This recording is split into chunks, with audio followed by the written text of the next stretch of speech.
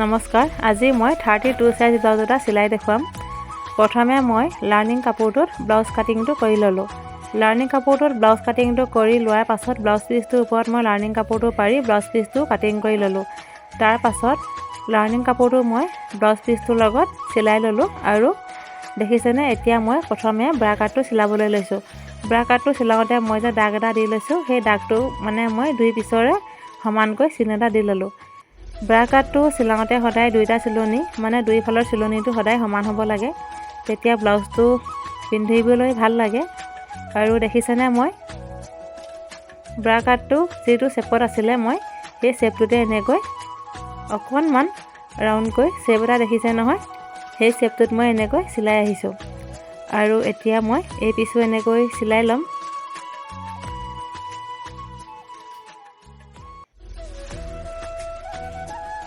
দেখিছেনে, ব্ৰা কাটটো যিটো শ্বেপত আছে সেই শ্বেপটোতে এনেকৈ চিলাই আনিলেই হ'ল।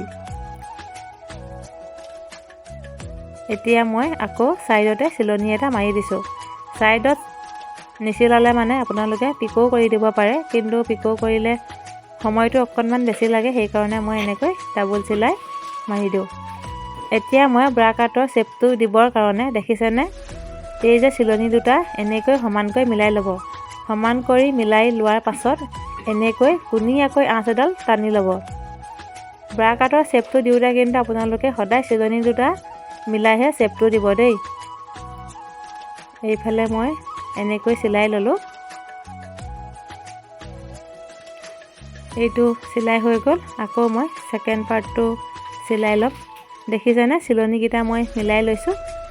চিলনিকেইটা মিলাই লৈ মাজৰ অংশটো মই এনেকৈ উলিয়াই লৈছোঁ। আৰু এই চিলনিটো মাৰিলেহে কিন্তু ব্ৰা কাটৰ শ্বেপটো ওলাব। এইফালে এনেকৈ চিলাই ল'লোঁ। ব্ৰা কাট দুটা চিলাই মোৰ হৈ গ'ল। দেখিছেনে, এয়া।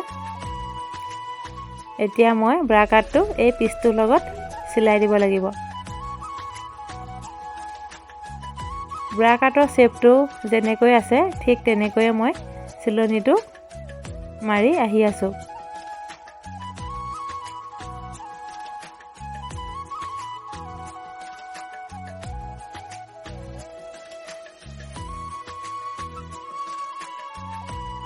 চিলাই হোৱাৰ পাছত চিলনিটোৰ বাহিৰৰ ফালে যিখিনি কাপোৰ বেছি হৈ আছিলে সেই কাপোৰখিনিত মই এনেকৈ অকণমানকৈ কাটি ল'লোঁ।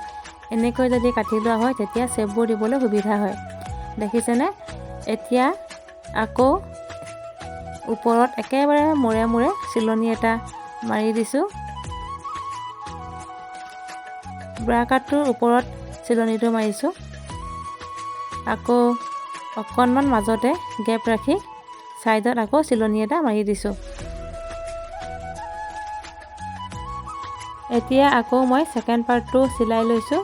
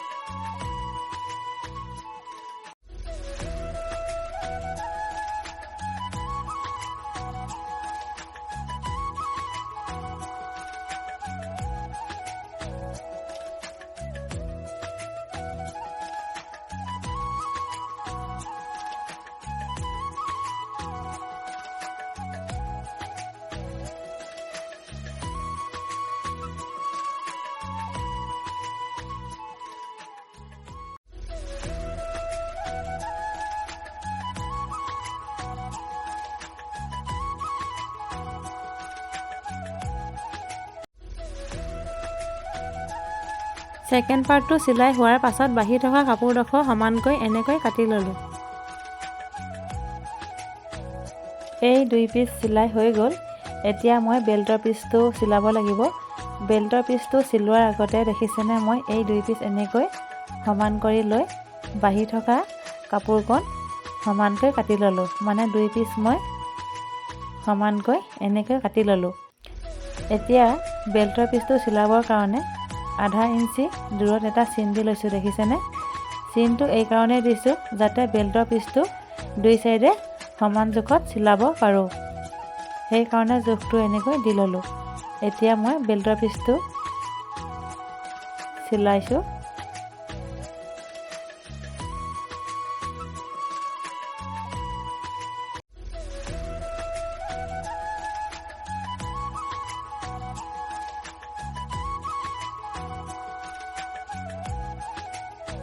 বেল্টৰ পিচটো চিলাই হোৱাৰ পাছত বেল্টৰ ওপৰতে আকৌ একেবাৰে মূৰে মূৰে চিলনি এটা মাৰি দিছোঁ।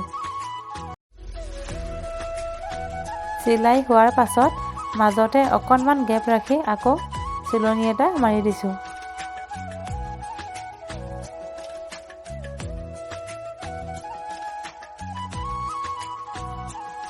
এতিয়া আকৌ মই ছেকেণ্ড পাৰ্টটো চিলাই লৈছোঁ। আপোনালোকে বুজি পাবৰ কাৰণে মই সম্পূৰ্ণকৈ গোটেই ব্লাউজটো চিলাই দেখুৱাইছোঁ।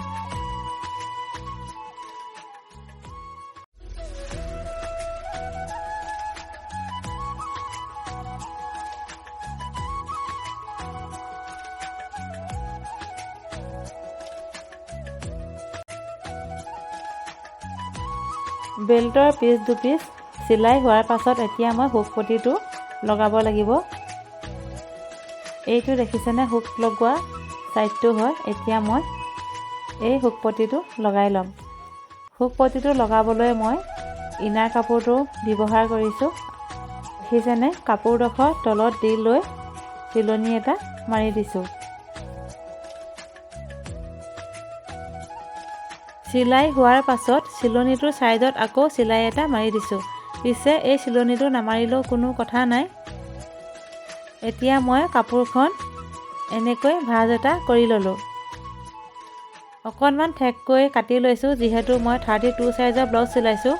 যদি 42 বা 43, 38 চাইজৰ ব্লাউজ চিলোৱা হয় তেতিয়া এই হুক পটি কাপোৰখন অকণমান বহলকৈ ৰাখিব পাৰে।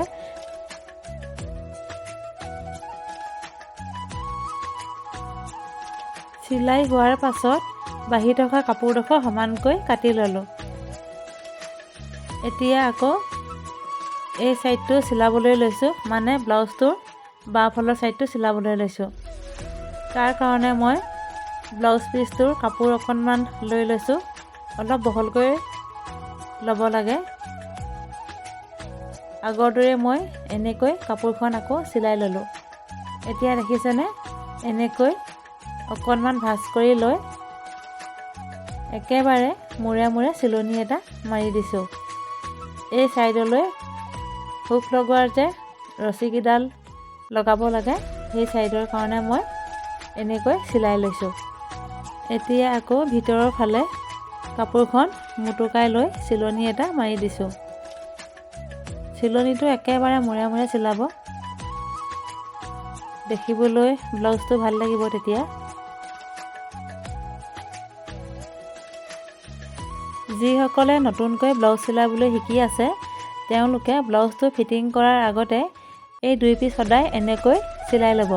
তেতিয়া ব্লাউজটো ফিটিং কৰিবলৈ সুবিধা পাব। এতিয়া মই পিঠিৰ ছাইডটো চিলাবলৈ লৈছোঁ। দেখিছেনে সমানকৈ এনেকৈ জাপি ল'লোঁ আৰু একেবাৰে মাজভাগৰ পৰা 4 ইঞ্চি দূৰত্বত এটা চিন দি ল'লোঁ।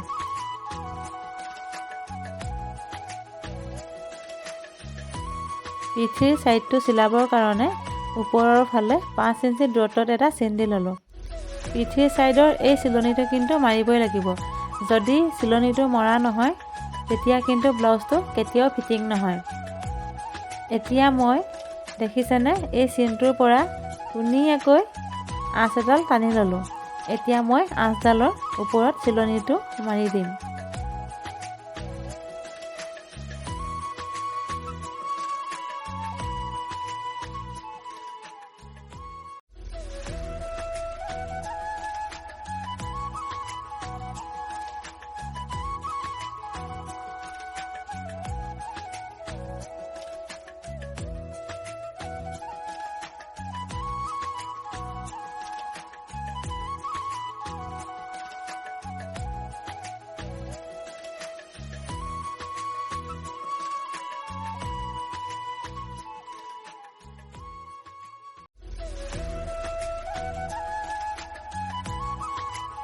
পিঠিৰ ছাইডটোৰ লগত জইন কৰিবৰ কাৰণে এতিয়া মই দেখিছেনে কান্ধৰ ফালে অকণমান হেলনীয়াকৈ আঁচ এডাল টানি ল'লোঁ।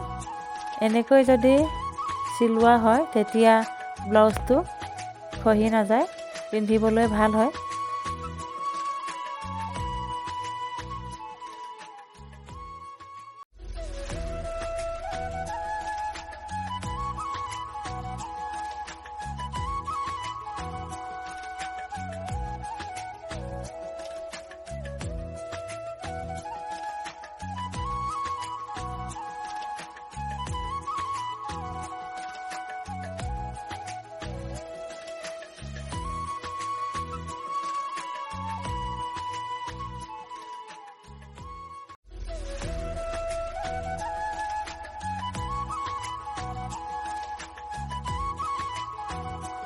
হাতখনত পটিটো লগাবৰ কাৰণে পটিটোৰ সোঁমাজতে মই এনেকৈ কাটি ল'লোঁ। হাতখন আকৌ মই নেটৰ লগাইছোঁ দেই। এতিয়া হাতখন কেনেকৈ চিলাম আপোনালোকে ভিডিঅ'টো ভালদৰে মন কৰিব।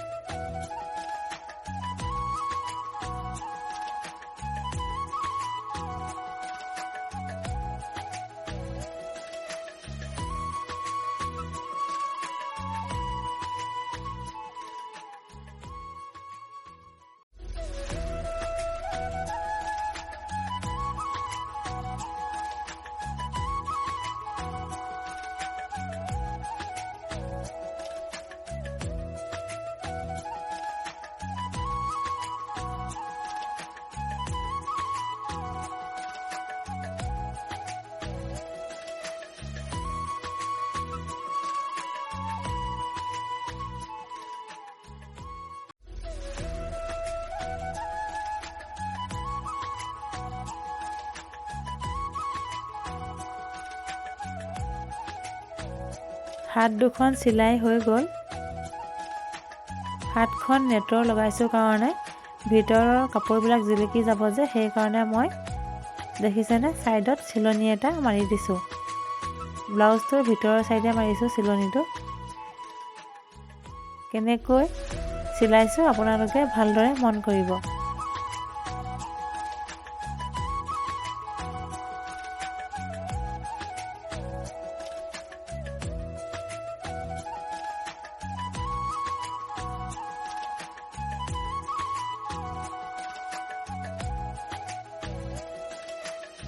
হাতখন চিলাওঁতে দেখিছেনে কান্ধৰ ফাললৈ মই অকণমানকৈ চিন এটা দি ল'লোঁ।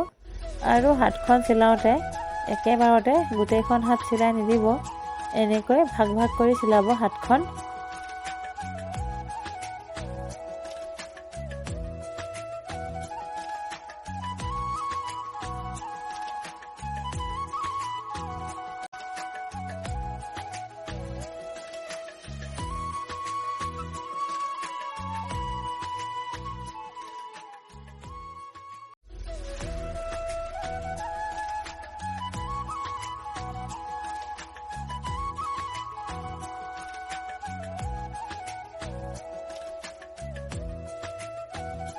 এতিয়া ব্লাউজটো সমানকৈ কাটি ল'ম।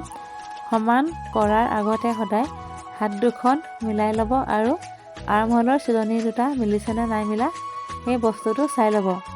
দেখিছেনে আৰ্মহোলৰ চিলনি দুটা মোৰ মিলি গৈছে। এতিয়া মই সমানকৈ ব্লাউজটো কাটি ল'ম।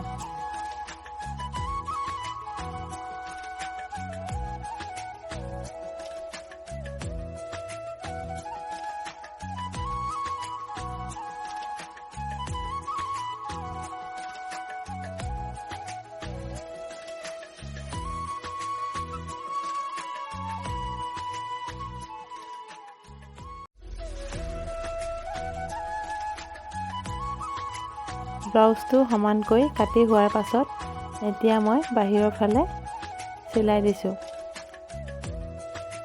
এনেকৈ যদি চিলাই লোৱা হয় তেতিয়া ব্লাউজৰ সূতাবিলাক ওলাই নাযায়। আৰু পিকো নকৰিলেও হয়।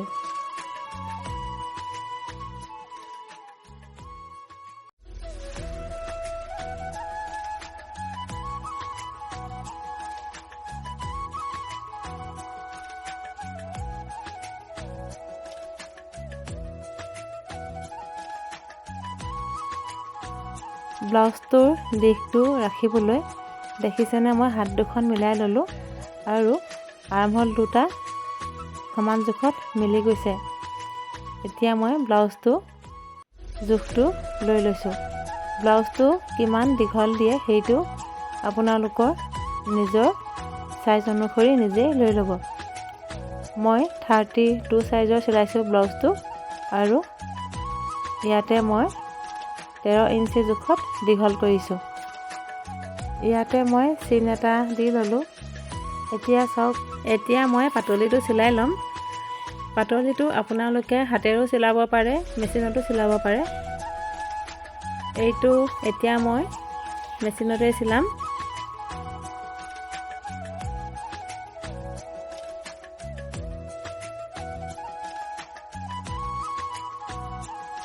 এতিয়া মই আগফালৰ ছাইডটো চিলাই ল'ম।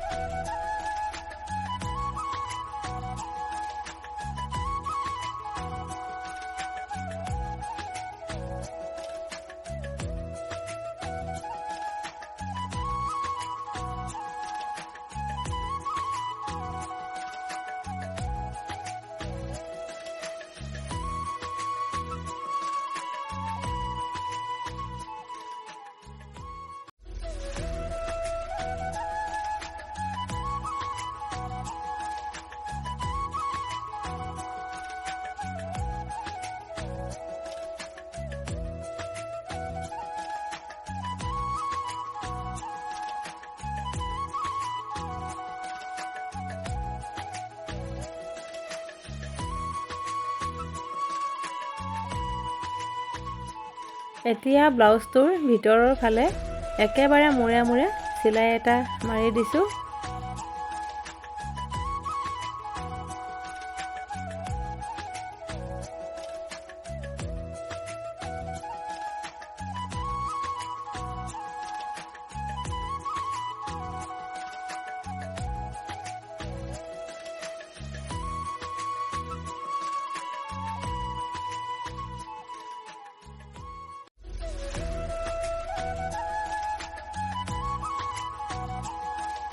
এতিয়া মই গাৰ জোখমতে ব্লাউজটো চিলাই লৈছোঁ। আপোনালোকেও নিজৰ চাইজ অনুসৰি ব্লাউজটো এনেকৈ চিলাব পাৰিব।